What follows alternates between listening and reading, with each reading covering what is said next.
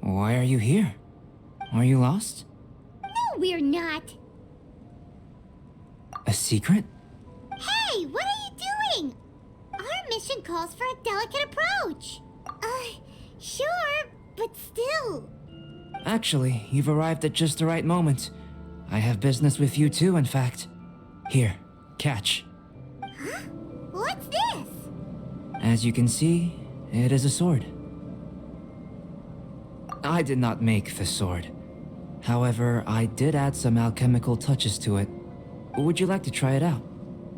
My research indicates that this sword has some unique properties. Only you can use it, but I need to gather data from it quite urgently. So, could I bother you to use it in battle? Wait a second. How can there be a sword that only one person can use? Very astute of you. This sword has indeed had a curse laid upon it. An ordinary person would be unable to wield it at all. However, you are an exception. Huh? Or perhaps I should say that only you are immune to the curse. As such, who could I find to help me if not you? We gain little from saying more. Go find some monsters nearby. After all, some things are best discovered through practice.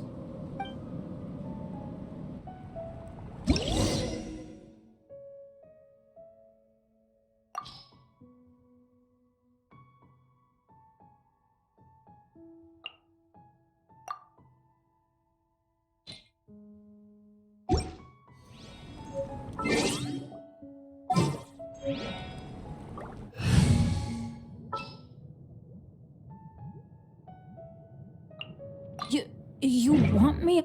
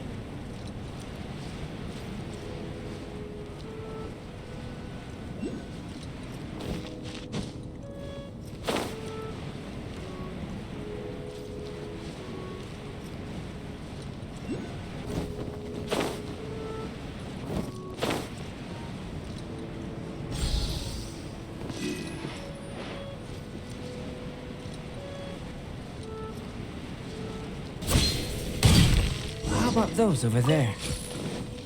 Paimon still has a bad feeling about this.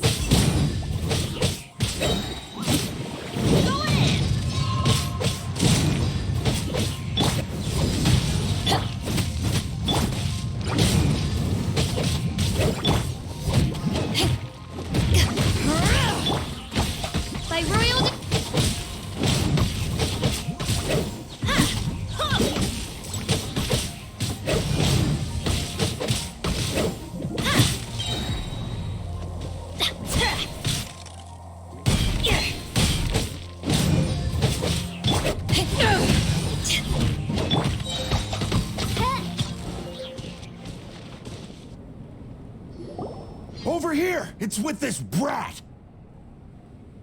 Give it back, you thief! Treasure hoarders? There are treasure hoarders in a place this cold? Enough talk! Hand it over! Watch out! There's no end to this. Half the brush, man! It's... Eyes on me! You're toast! Everybody stand back! Back at ya! Hunter.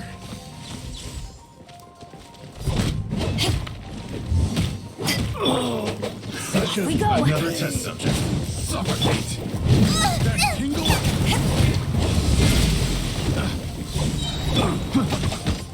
Midnight Phantasmagoria.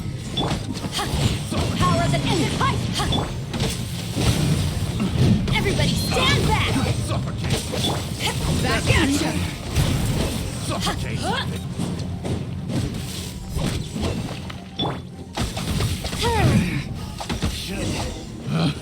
Picked. Now that's rich!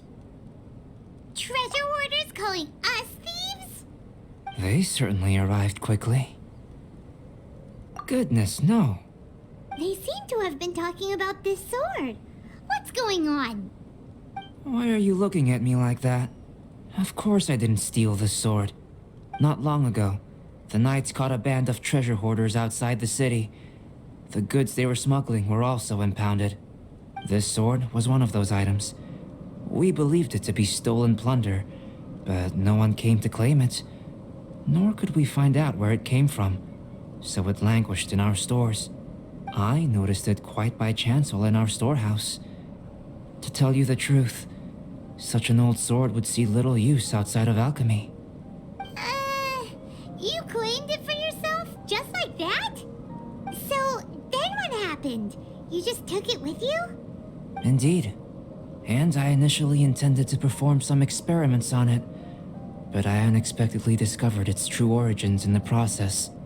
This ancient-looking weapon once passed through the hands of a now-deceased blacksmith. It is a legendary, magical sword. A magical sword? It is said that the smith vanished not long after creating the weapon, with the weapon subsequently becoming lost to time. Working backwards from its eventual fate as plunder, one can guess that it was then stolen by the treasure hoarders, where it remained in obscurity till recently.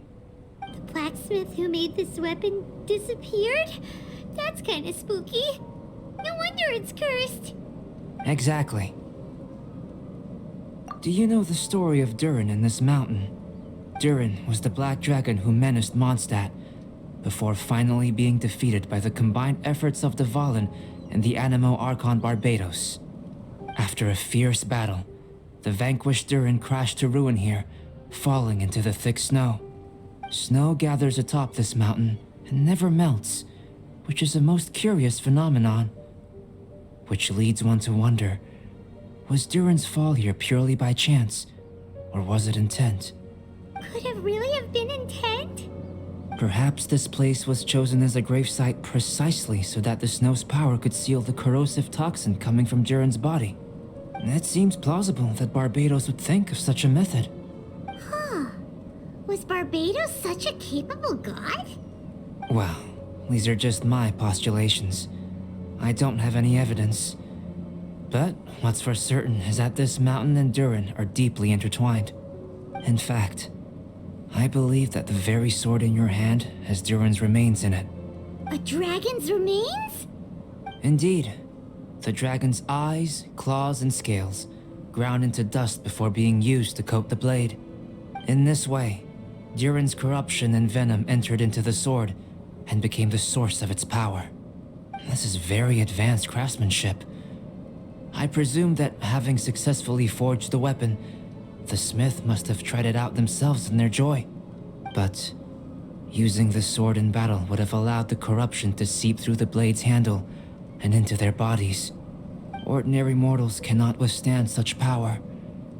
The blacksmith must then have fled, driven mad by the curse, before meeting their end in some unknown place.